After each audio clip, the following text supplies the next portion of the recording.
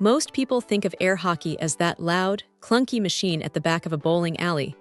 But this 6-foot setup from Hathaway tries to bring that same energy right into the living room without looking like a total eyesore.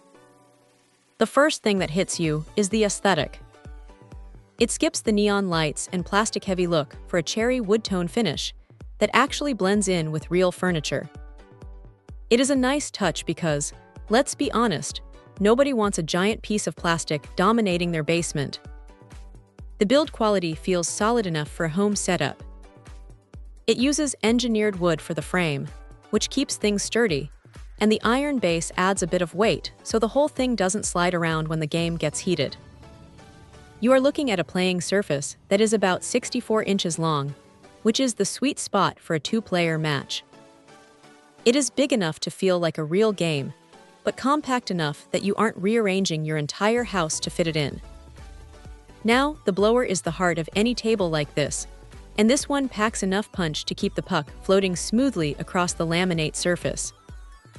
You won't find the puck dragging or getting stuck in dead spots, which is usually the biggest headache with cheaper tables. The electronic scoring system is tucked away nicely, keeping track of the action without being a distraction. It is simple, it works, and it saves you from those annoying arguments about who actually scored. One thing to keep in mind, though, is that while the materials are high grade for this price point, it is still an engineered wood product. You aren't going to want to lean your entire body, weight on the sides, during an intense rally. It is built for play, not for gymnastics. Also, the assembly process is a bit of a project. It is not something you are going to throw together in 10 minutes on a Friday night, so definitely set aside some time and maybe grab a second pair of hands to help with the heavy lifting. The strikers and pucks feel decent in the hand, with a good weight to them that makes the gameplay feel snappy. If there is one minor gripe, it is that the blower can be a little audible when the room is quiet, but that is pretty much standard for any air-powered table. It is not a deal-breaker, just something you notice when the game stops. At the end of the day, this thing hits a really nice balance.